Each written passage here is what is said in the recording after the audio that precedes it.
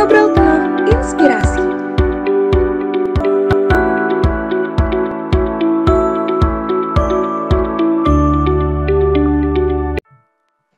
Halo, selamat sore Sobat Ngulik dimanapun berada. Apa kabarnya nih? Semoga selalu dalam keadaan sehat dan selalu semangat menjalani aktivitas sehari-harinya ya. Kembali lagi di Ngopi Podcast, ngobrol penuh inspirasi. Aku Revindi Rizky dari Future Star IPB dan rekan aku Arik Atala dari Center of Management IPB. Di episode kali ini kita bakalan ngobrol-ngobrol dan mengulik pembahasan yang pastinya seru dan inspiratif nih. Dalam episode kali ini kita akan membahas mengenai urus sertifikasi halal yuk. Nah, Rik, seperti nama podcast kita nih, yaitu Ngopi, ngobrol penuh inspirasi. Pastinya akan ada seseorang yang menginspirasi juga nih. Siapa sih kira-kira seseorang itu?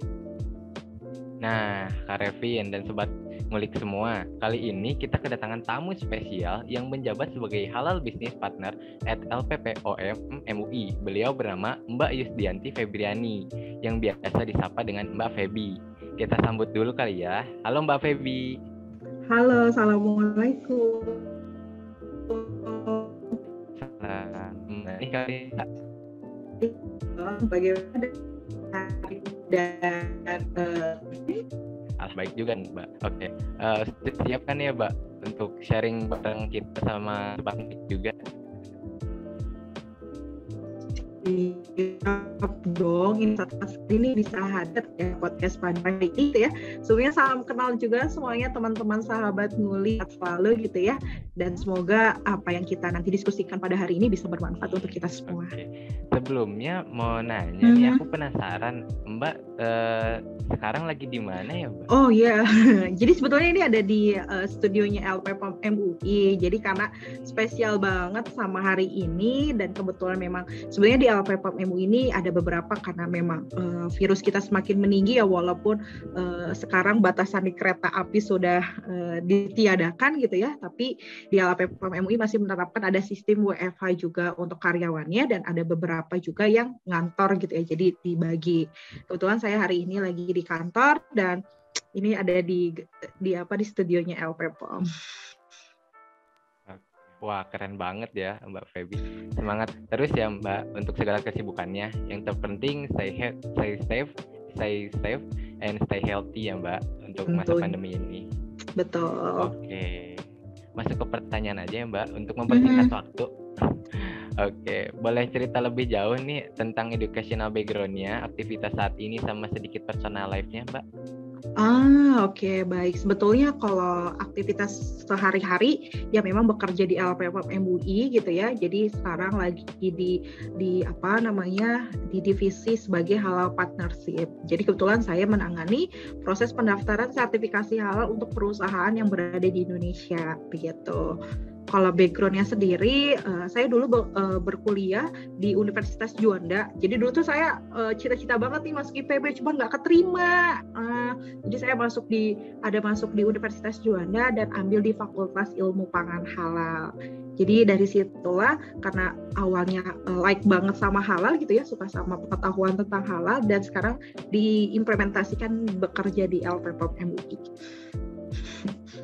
Wah, sangat menginspirasi dan keren sekali nih background pendidikan dan aktivitas-aktivitas dari Mbak Febi ini. Nah, untuk pertanyaan selanjutnya nih Mbak, bagaimana sih awal mula Mbak Febi menggeluti tentang sertifikasi halal ini?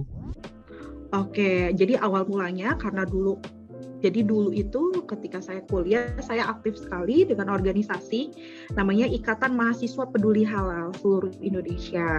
Dan kebetulan saya ada di Bogor dan saya mulai memberikan edukasi dan sosialisasi halal kepada seluruh masyarakat khususnya di Bogor.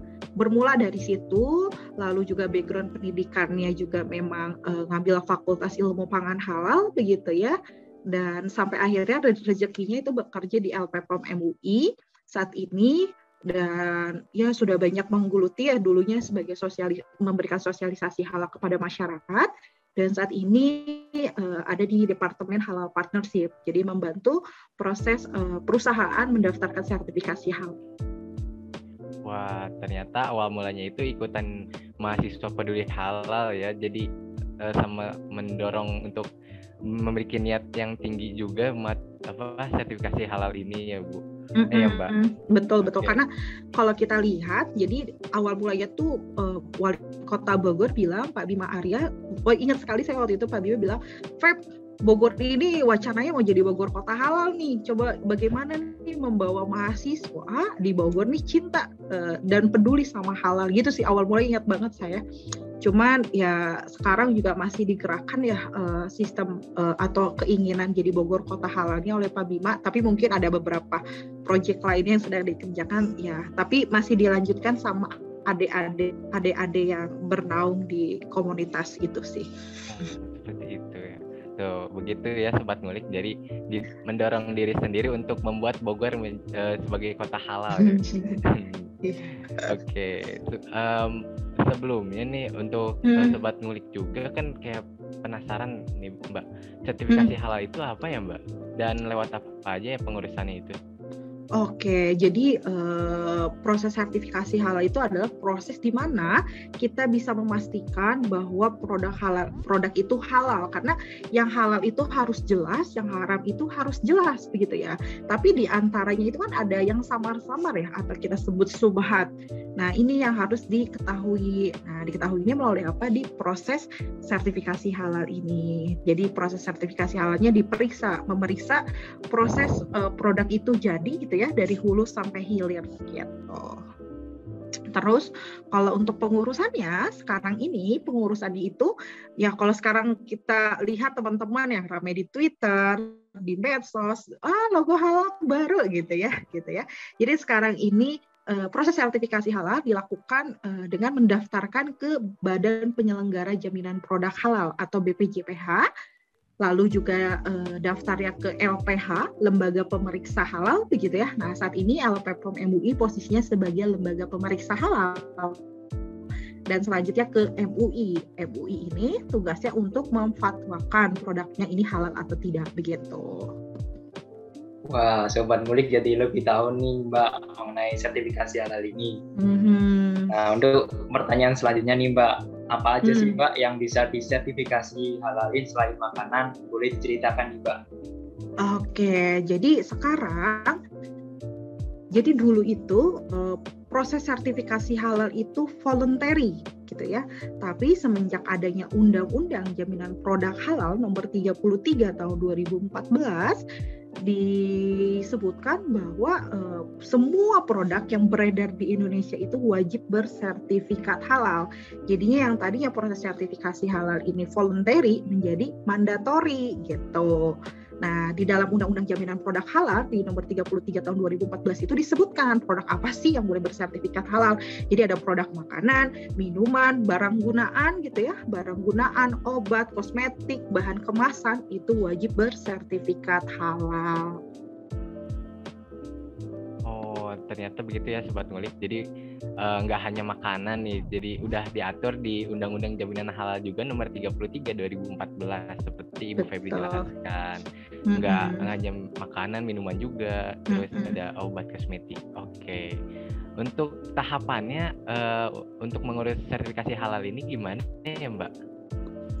Oke, jadi saat ini proses pendaftaran sertifikasi halalnya dilakukan pendaftaran ke BPJPH, Badan Penyelenggara Jaminan Produk Halal ya.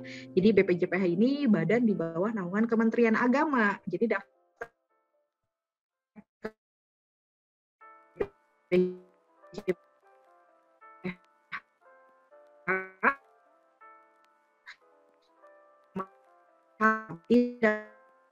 ini misalnya lihat Badan UMK itu proses BPH, lalu SCH, lalu juga daftar ke LPH-nya. Itu kan kami gitu ya, LPPOM MUI. Nah, di LPPOM MUI juga daftar secara online di Serol. Jadi ada aplikasi kita namanya Serol. Jadi daftar di Serol. Lalu nanti setelah itu proses upload dokumen yang diminta baik dari BPJPH maupun dari LPPOM MUI. Wah, ternyata tidak serumit gitu ya Mbak untuk tahapannya, karena sekarang sudah menggunakan online. Betul. Nah, untuk pertanyaan selanjutnya nih Mbak, bagaimana terkait biayanya sih untuk sertifikasi halal ini, dan apakah ada gambaran Mbak? Oke, baik. Kalau untuk biaya pemeriksaan halal atau biaya sertifikasi halal, ini diatur berdasarkan SK Kepala Badan BPJPH di nomor 141 di tahun 2022. Di situ diatur. Nanti teman-teman Sobat Ngulik bisa tuh dicek ya peraturan tersebut terkait dengan biaya sertifikasi halal.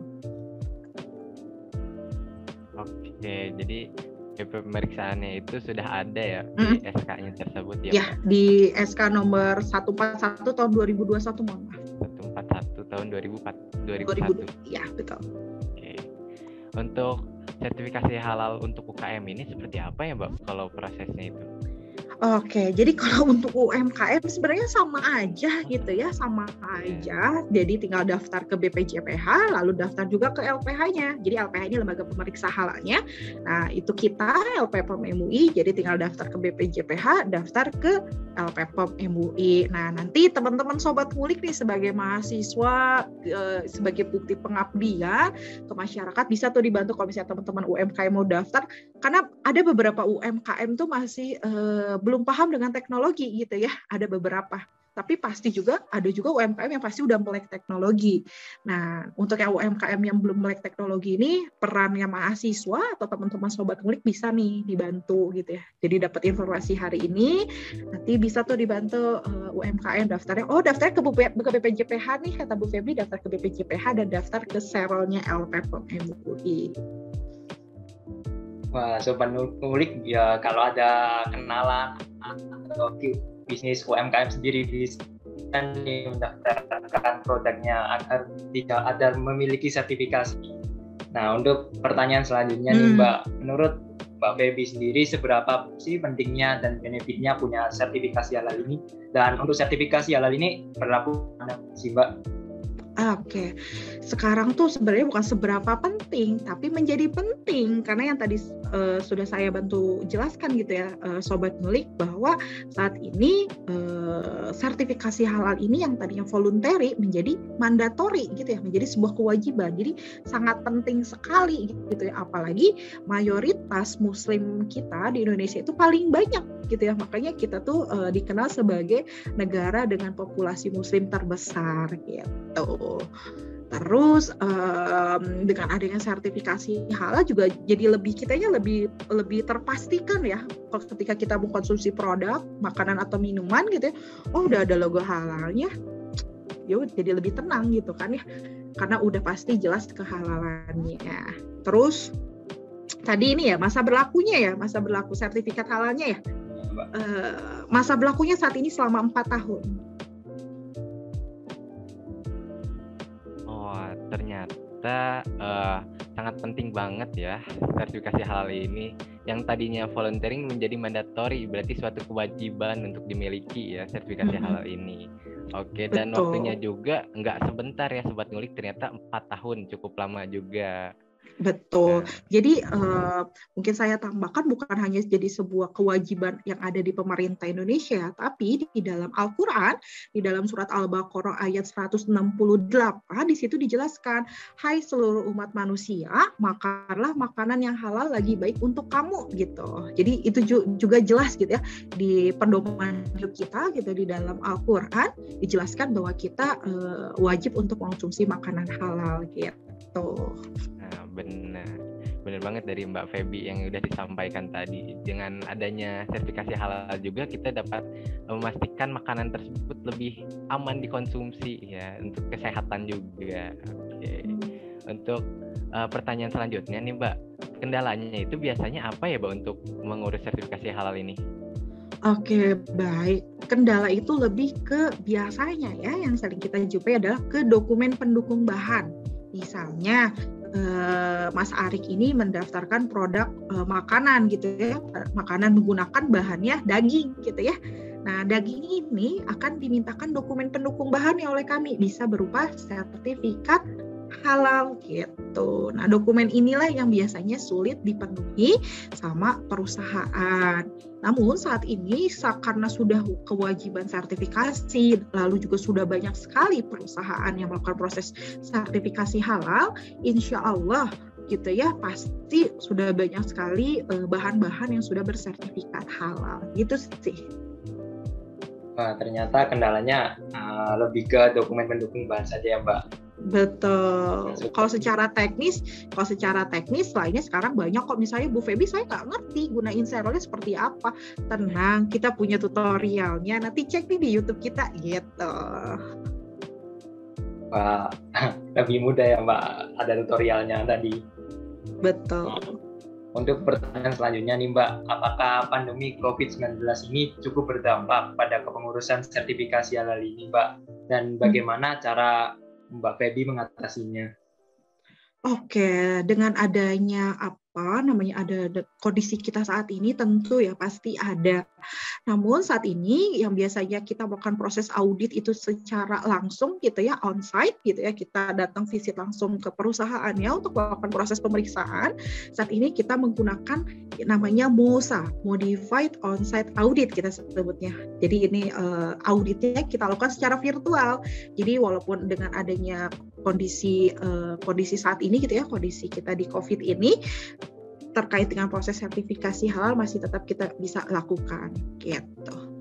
Wah, ternyata sekarang juga udah meningkatkan cara metode baru juga dengan MOSA tadi ya Mbak. Betul. Dengan virtual yang biasanya datang ke perusahaannya jadi lebih dipermudah juga dengan virtual ini ya Mbak di masa pandemi ini. Betul banget. Oke, untuk sobat ngulik yang pengen tahu lebih jauh untuk mengurus sertifikasi halal ini kemana ya Mbak untuk konsultasinya? Oke, nanti bisa menghubungi customer care kami gitu ya di 14056. Nanti itu dicatat ya, 14056. Tapi jangan salah di 14045. Nanti tersambungnya ke rumah makan ayam.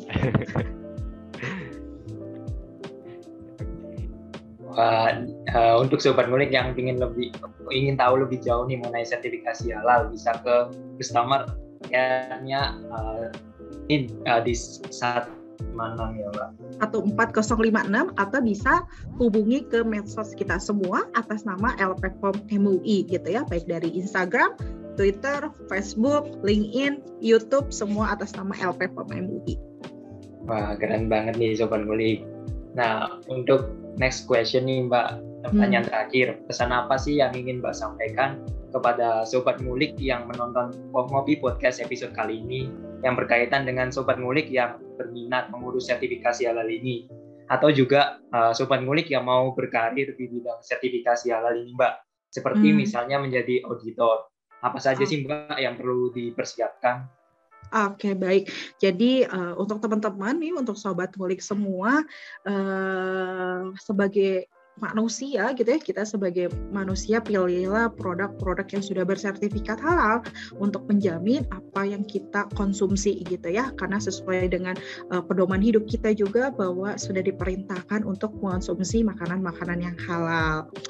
Lalu sebagai sobat ngulik itu, sebagai mahasiswa dan lainnya, informasikanlah kepada masyarakat, sanak keluarga dan lainnya untuk selalu memilih produk yang sudah bersertifikat halal gitu ya tentunya.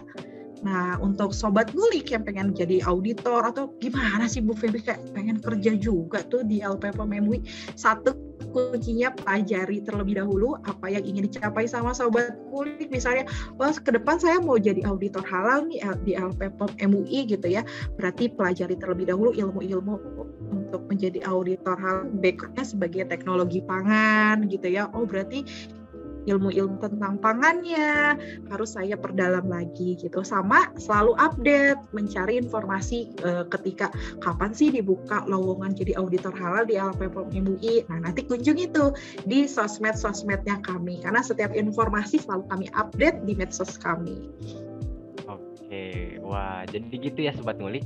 Aku tadi note beberapa pesan yang penting banget nih dari Mbak Feby. Jadi pilihlah makanan yang bersertifikasi halal karena sudah tercantum pada Al-Quran.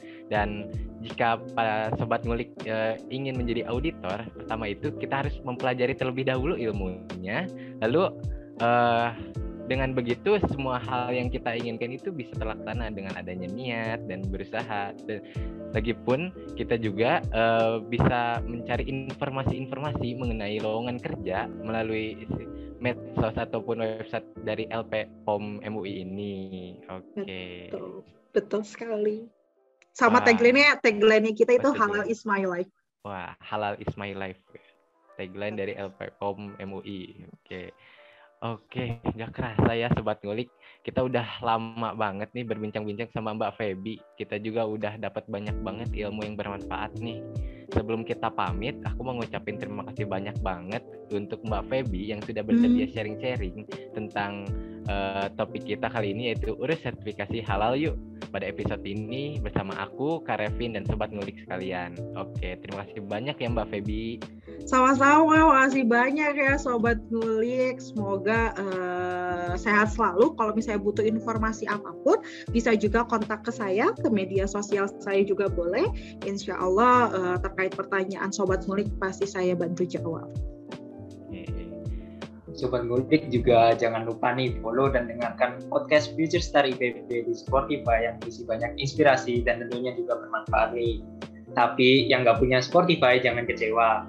Langsung subscribe, like, dan komen, serta tonton aja Kopi Podcast di YouTube Center of Management.